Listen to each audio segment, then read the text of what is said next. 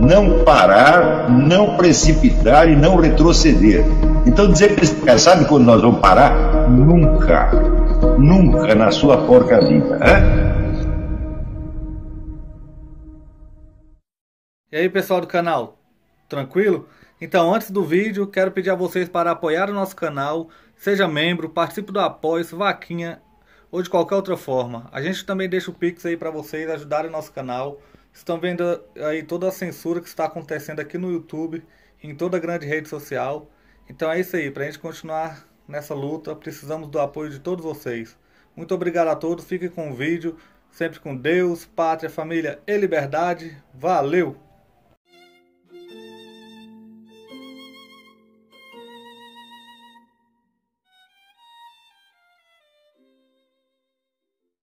Ou seja, nós podemos ser contra ou a favor disso ou daquilo, e temos todo o direito disso, e às vezes é bom isso aí, mas você tem que ser, em primeiro lugar, contra a confusão, contra as trevas, contra a ignorância, tá certo? E contra essas ideias estereotipadas que já vêm com metade do diagnóstico pronto antes de ter examinado o doente, né? Então, se for possível desenvolver esta paixão do conhecimento, quando se fala paixão do conhecimento também é uma coisa ambígua, porque você pensa assim, não, paixão do conhecimento é você entrar na universidade, ler um monte de livro, etc. Não. Universidade, livro, tudo isso são meios para o conhecimento, isso não é o conhecimento. Então, por exemplo, o pessoal sempre imagina que eu gosto de ler. Eu falo, não gosto de ler, não, eu gosto de saber o que está escrito lá. Agora, se alguém me contar, ler e me contar, é muito melhor. Mas ninguém faz isso, então faço eu mesmo. Em geral, eu descubro o livro primeiro, eu leio primeiro e eu conto a vocês. Mas se alguém me contasse... Por exemplo, a primeira vez que eu tomei conhecimento da filosofia do Heidegger foi um sujeito que leu um livro e me contou inteirinho. Me poupou de ler esse livro, né? Então, o conhecimento é um estado interior. Um estado interior onde os fenômenos da vida, seja externa, seja interna, começam a se articular para você com uma clareza e uma necessidade até o ponto em que você pode dizer, não pode ser de outra maneira. Então você chegou no elo da necessidade, que vem do nec cedere, nec cedo, latim, é uma coisa que não cede, não pode não ser assim. Infelizmente, o número de assuntos nos quais nós podemos chegar a esse nível de certeza é pequeno. E, em geral, nós temos que nos contentar com parece que é assim, tá certo? E o contrário disso não parece verdadeiro. Isso, às vezes não conseguimos passar disso. Ficamos, vamos dizer, não podendo alcançar. É o que está nos 4 discursos, não podemos alcançar certeza, nós buscamos a razoabilidade, e se não tem a razoabilidade, então você busca ao menos a verossimilhança, né? Quando não pode nada disso, então você especula a possibilidade, sua imaginação está livre para imaginar o que quiser. Então, disso aí nós não escapamos realmente.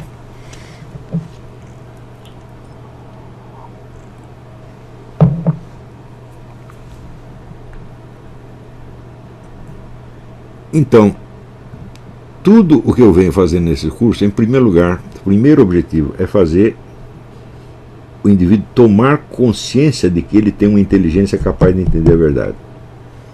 Isso é um poder que você tem. Esse poder está aí, todo mundo tem. Em segundo, fornecer a ele os instrumentos para ele tomar posse disso. Então, para mim, parece que o primeiro instrumento é, evidentemente, a gramática do seu próprio idioma. Porque se você não domina o idioma, então você vai ter um monte de intuições no nível do verbo mentes que você não vai poder exteriorizar. E não exteriorizando, o que acontece? Não é que você não comunica. Não. É pior. Você esquece. Né?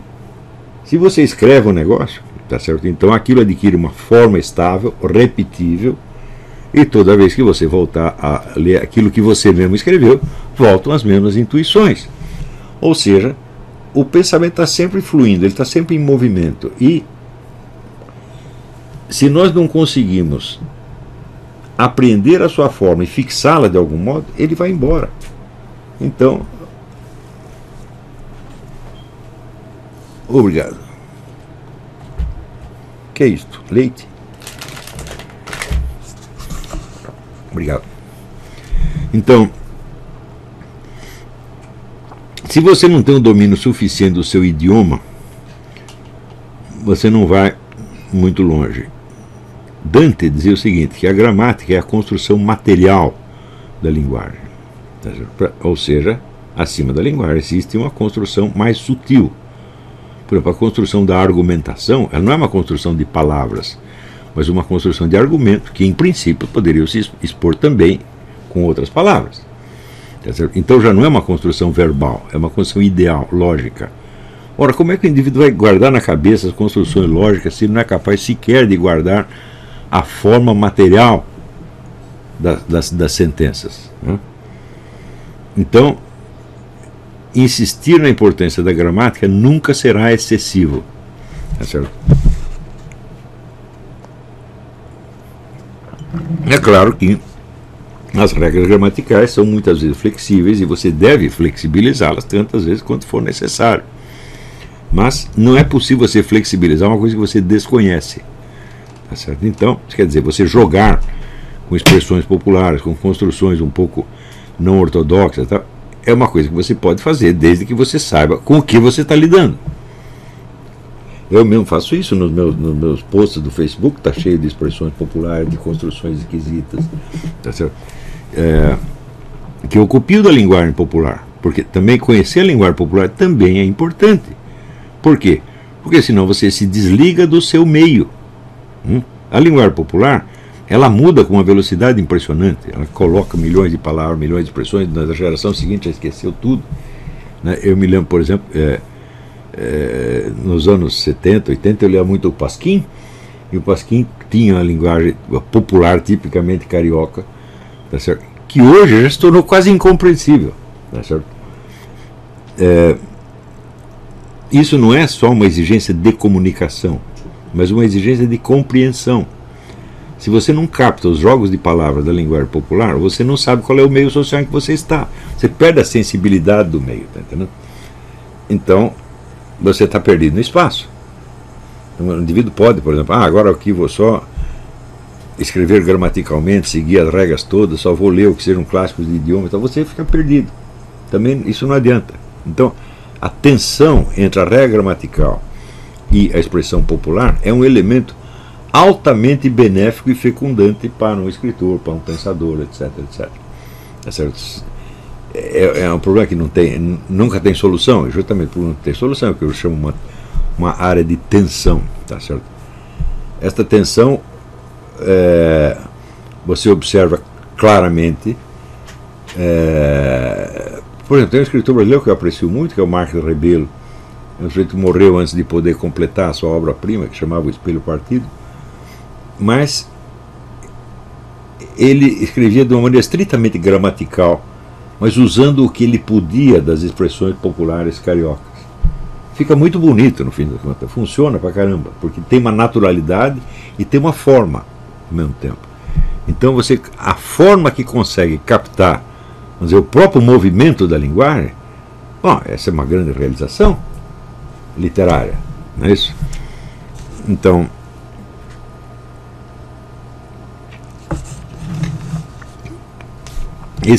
vamos dizer, o sentido da forma, você começa a pegá-lo pelo estudo da gramática, da forma literária, né? Onde você vai ver, vamos dizer, o primeiro sentido da forma é a própria grafia das palavras, como se escreve tal ou qual palavra e por que se escreve assim. É impossível você aprender a ortografia do português do Brasil sem você notar nela um monte de defeitos. Tá certo? Esses defeitos são óbvios, porque são coisas que soam muito diferente do que está escrito, né? Eu, por exemplo, nunca me conformei com a grafia Islã com tio, porque o tio significa nasal, é um N, na verdade. E nunca existiu a palavra Islã com N. A Islã é com M, né? Então tinha que tirar esse tio e botar um M no final, mas os caras registraram assim ficou, né? Eu já decidi, eu nunca escrevo Islã com tio, nunca. Os caras falam, tá errado, não interessa, vai ficar assim, né? Vai ficar assim por quê? Porque assim é que é o certo. O codificador da gramática é que está errado, né? Do mesmo modo, vamos dizer, esse novo acordo ortográfico que foi firmado aí, Bom, eu acho tremendamente humilhante vocês terem que se submeter a um acordo ortográfico promulgado por um semi-analfabeto, que é o Lula. E tem uma série de absurdos nesse acordo ortográfico, então a gente segue naquilo que é possível e viola o código onde for necessário. Mas toda esta constante meditação, vamos dizer, das formas gramaticais e não gramaticais, isto é de uma importância tremenda para quem pretende escrever alguma coisa, né? Então, a língua, na medida em que você absorve esses aspectos conflitivos dela, ela se torna um organismo vivo na sua mão. Mas, se não fizer isso, você nunca vai escrever nada que preste, tá certo? E sempre você vai ficar capenga, porque se você tenta ser inteiramente gramatical, você se torna artificial e pedante. E se você tenta ser mais popular, você cai na vulgaridade e às vezes no incompreensível. Você quer uma coisa que na hora tem um efeito danado, 3 anos depois a gíria já mudou toda, ninguém te entende mais. E nem você se entende a si mesmo. Esse sentido da forma, ele, na verdade, ele é tudo, ele é a essência da inteligência humana. O que a inteligência humana faz? Já dizia Aristóteles, ela apreende formas. Forma não é formato, não é desenho. Tá certo? A forma é como se fosse, vamos dizer, a fórmula, o algoritmo, a chave interior. Não é isso? Então, o que nós aprendemos dos seres que nós percebemos são as suas formas e não a sua matéria. Mas quando você vê um elefante, você não põe um elefante dentro da sua cabeça, você apreende a forma dele. O que é a forma? É só o perfil externo? Não. O perfil externo do elefante seria um formato de elefante, o qual pode recobrir muitas coisas. Um elefante de porcelana tem formato de elefante e ele não é um elefante. Então, na hora que você capta o elefante e capta o elefante de porcelana, você captou duas coisas totalmente diferentes, unidas apenas pelo seu formato. Mas, dentro do elefante tem, vamos dizer, uma vida, ele está em movimento. Você sabe que ele é um animal, tá certo? Ele dá uma tremenda impressão de força que se incorpora na forma que está na sua mente. Tá certo?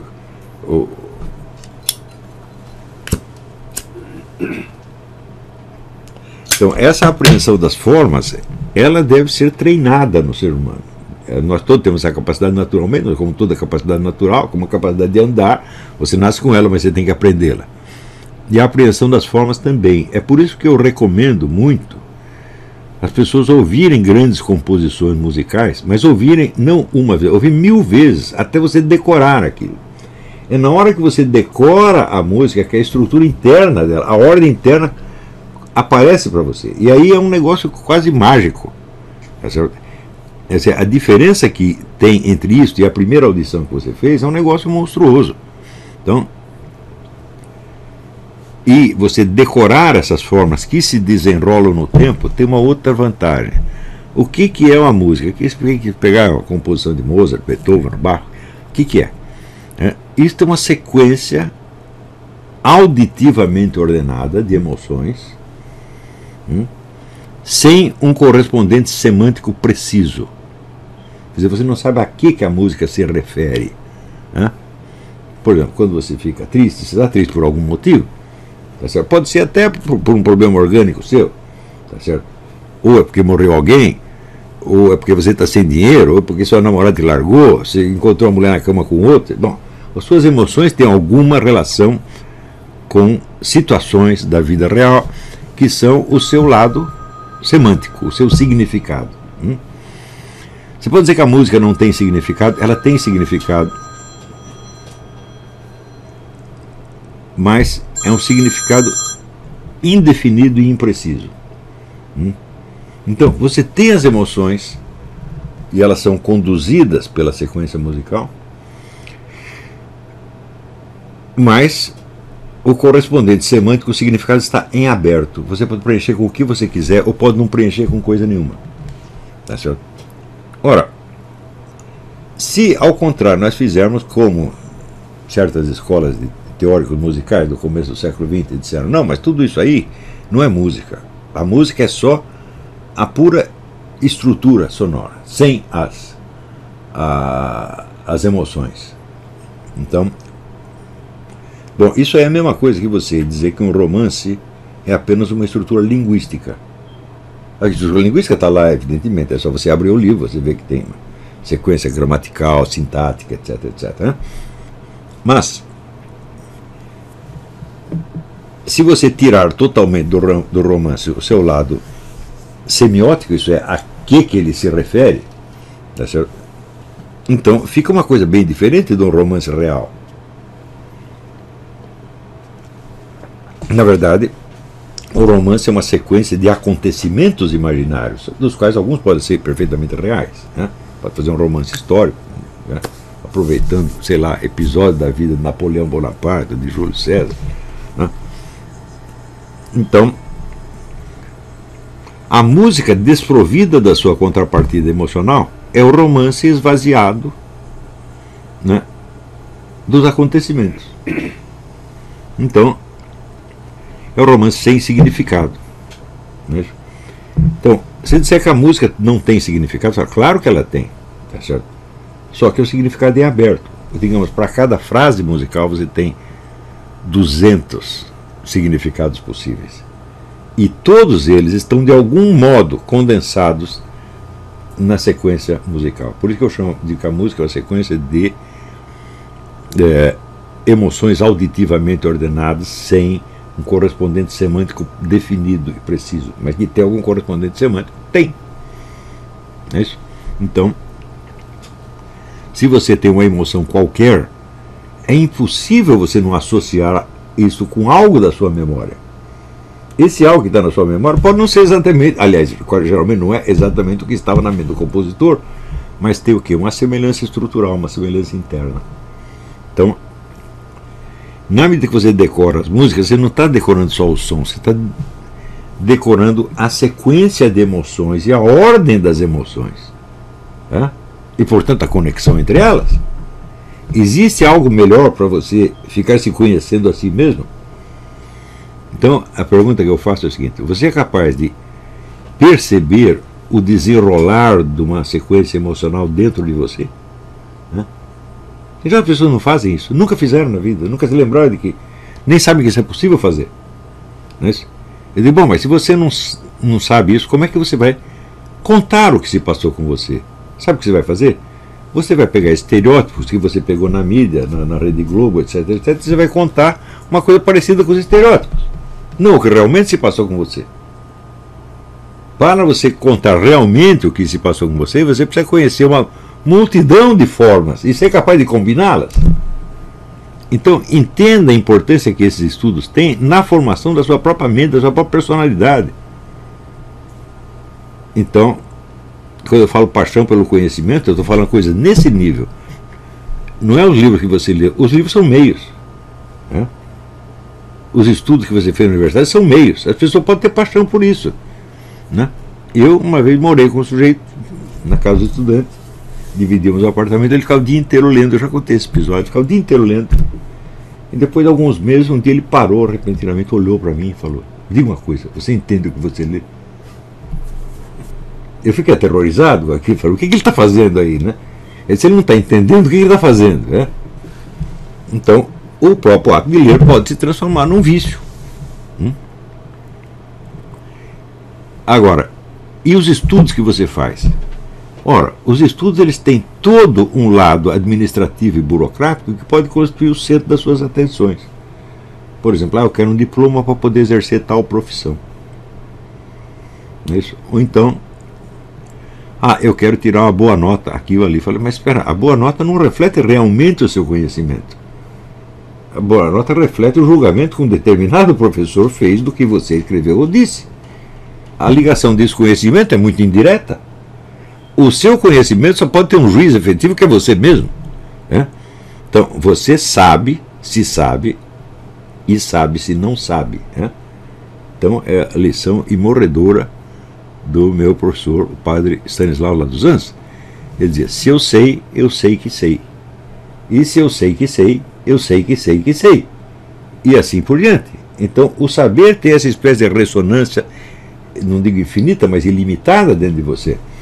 Quer dizer, é uma consciência que se reforça, e se reforça, e se reforça, e cada vez que se reitera, se reforça mais. E é isso que nós temos que buscar na paixão pelo conhecimento, né? Então, quando você coloca uma pergunta, observa uma situação, chega um ponto em que você diz, pô, eu estou entendendo mesmo, eu estou vendo a coisa com clareza, mesmo que eu não consiga explicar, mesmo que eu não consiga convencer ninguém, isso não importa.